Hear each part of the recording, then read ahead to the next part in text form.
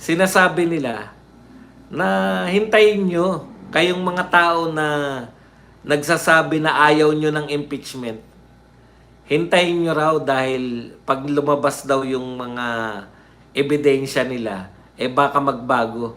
Alam nyo, naniniwala ko na wala kayong ebidensya kay BP Sara. Naniniwala ako, bakit? Confidential pan nga, nilabas nyo. Confidential na yan, ha? Alam ng mga tao, may Mary Grace Piatos, alam ng mga tao na merong kung ano-anong pangalan. Confidential po yun, bawal pong ilabas yun. Pero nilabas nyo. Di ba?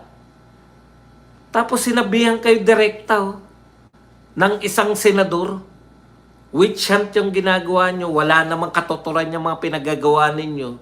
Gusto nyo lang sundin yung amo nyo na mawalan siya ng kalaban na nagngangalang Sara Duterte sa 2028. Direkta na po yun. Ininsulto na kayo. Alam nyo kung ano katapat nun? Insultuhin nyo rin si kung meron talaga kayong ebidensya na hawak-hawak, no? Insultuhin nyo rin. Eto ebidensya namin, no, Subiri. Sabi mo, witch hunt lang. Pinatutunayan nyo lang. Tapos dumakdak pa kayo na may hawak kayong ebidensya. Real talk po. Bawal nga ilabas yung confidential pa, dilalabas nyo sa taong bayan. Yan pang ebidensya na sinasabi nyo hawak nyo, bawal ba nyo ilabas ang ebidensya? Hindi.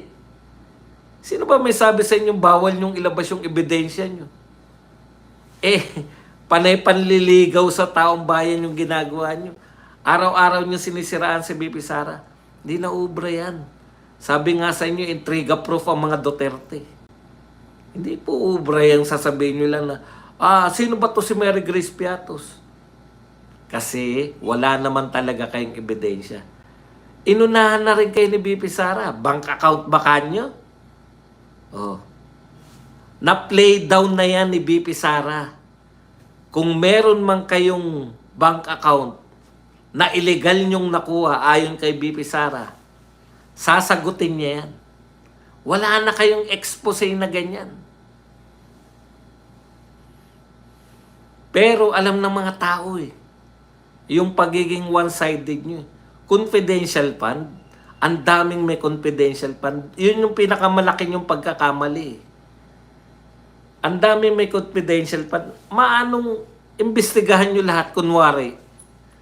Para kunwari, palalabasin ninyo na kunwari, ang korap lang si BP Sara dahil yung iba maayos yung confidential fund. Wala Nagmadali kayo na isa lang ang imbestigahan namin. Isa lang, si kay BP Sara lang. At pasasamain na namin ang confidential fund. Daming may confidential fund. Doon kayo napupulaan ng tao. 'Di ba? Nilantad na ninyo yung laman ng confidential fund. Hindi nyo pa rin napaniwala yung tao na magnanakaw si BP Sara. Alam nyo kung bakit hindi nyo mapaniwala yung tao? Kasi kaya nyo pinupuruhan yung confidential fund. Alam ninyo na bawal i-expose ni BP Sara yung confidential fund. Bakit? Confidential nga ano ngayon ba doon kung confidential fund at bawal expose? Anong problema doon? Meron po kasing hindi confidential fund si BP Sara. Alam niyo po ba yun? Sa DepEd man o sa Vice President, meron pong hindi confidential fund. Ano ibig sabihin nun ba doon? Hindi po lahat ng pondo ng DepEd at maliit na bahagi lang po yung confidential fund. Alam nila na pag inatake nila sa confidential fund, hindi sasagot si BP Sara. Bakit po? Bawal i-discuss ang confidential fund sa publiko. Tanungin nyo kung sino magdedemanda pag diniscuss ni BP Sara. Sila din. Bawal nga Anong klaseng vice president to? Bakit ini-expose? O, didemanda nila. Eh, may nakita ba kayo sa hindi confidential fund na katiwalian? Wala. Actually, wala naman sila nakita eh. Ang nakita nila, Mary Grace Piatos, todo na yun. Pero sa lantad ng mga pera na pwedeng pag-usapan, bakit hindi nila tanungin? Kasi wala nga eh. Ano sabi ng COA? Unmodified. Pinakamataas na pwedeng ibigay. Nakukuha nyo yung ginawa nila? Pautot lang yan lahat. Bakit confidential fund? Kahit na anong atake namin, hindi sasagot si BP Sara sa confidential fund. Kasi confidential nga. Once na sumagot yan, ididemanda, reklamo namin yan. Ini-expose mo yung confidentiality.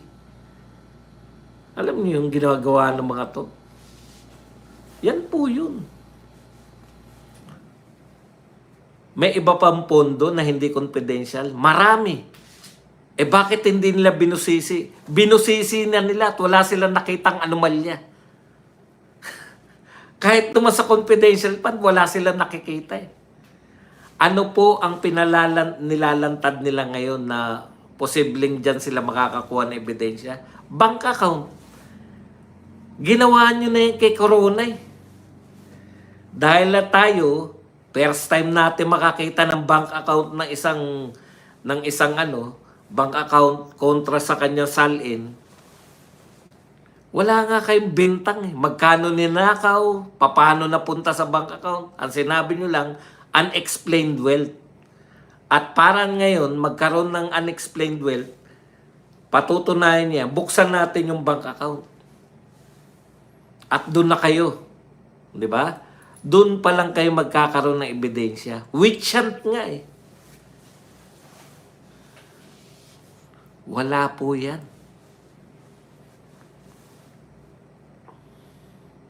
Kaya pong ipaliwanag ni BP Sara. Nakakuha man kayo na, bakit po nila hindi malantad? Yung kanila, kung may nakuha man sila na bank account. Kasi pwede mo lang sabihin na matindi tong ebidensya namin nang hindi nila nilalabas. Eh bakit nilalabas niyo yung confidential? Bakit yung ebidensya kay BP Sara hindi niyo mailabas? Kasi bawal. Ang nakuha ng mga yan through illegal means. May waiver bang pinirmahan si BP Sara? Wala. Pwede lang pong ilantad yan through court order.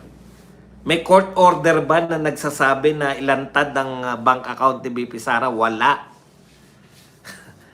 Pero naunahan na kayo, hindi na expose yan eh. Sinabi na ni BP Sara, sasagutin ko yan sa impeachment at mapapahiyalan sila. Ang problema, hindi na makakarating doon. Dahil paghandaan nyo si Marcoleta, hindi nyo naman kaya si Marcoleta eh. Ano isasagot nyo kay Marcoleta? Sa fourth impeachment yung pinasa ninyo.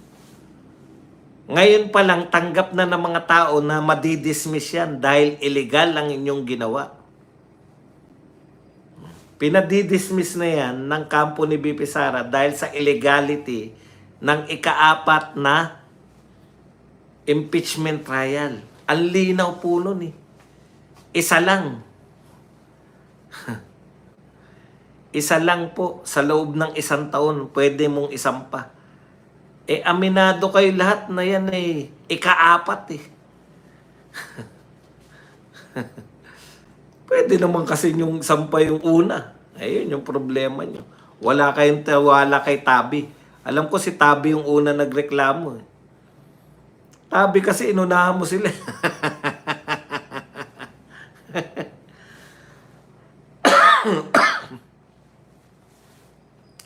Kaya ngayon nagkukumahog kayo, di ba? Nagkukumahog kayo. Wala na po yan. Wala na po maniniwala sa'yo. Binalatuba na nga kayo niyan eh. Binalatuba na kayo. Minority yun ha. Majority, binabalatuba kayo ni Chis Escudero. Minority, binalatuba na kayo ng minority ni Subiri.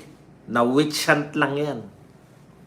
yung ginawa ninyo witch hunt lang para ma-eliminate ninyo si BP Sara, hindi patakbuhin sa 2028. Wala na po yan.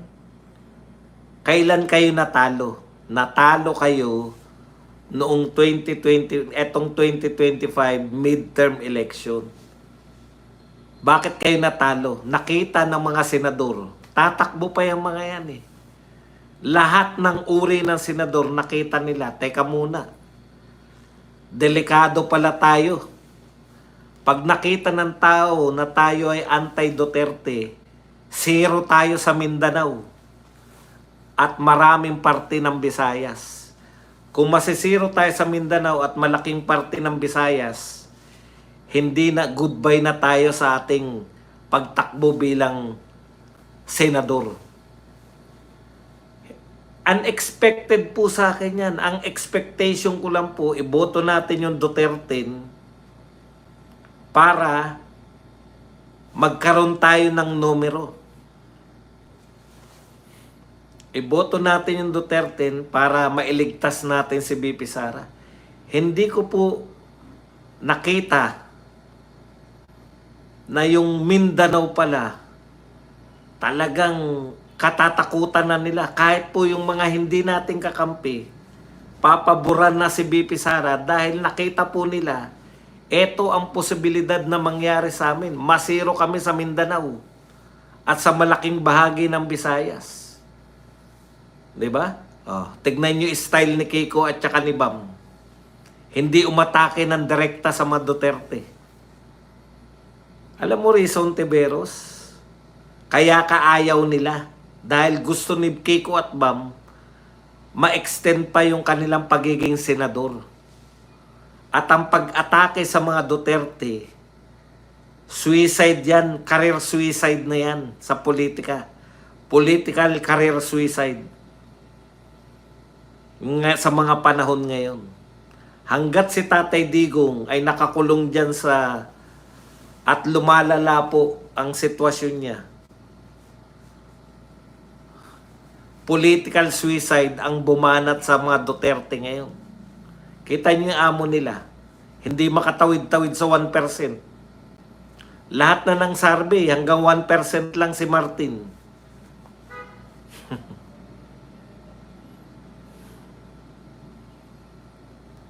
Si Amy Marcos nga, the mere fact na siya ay Marcos din. Hanggang ngayon, inaayawan natin, di ba?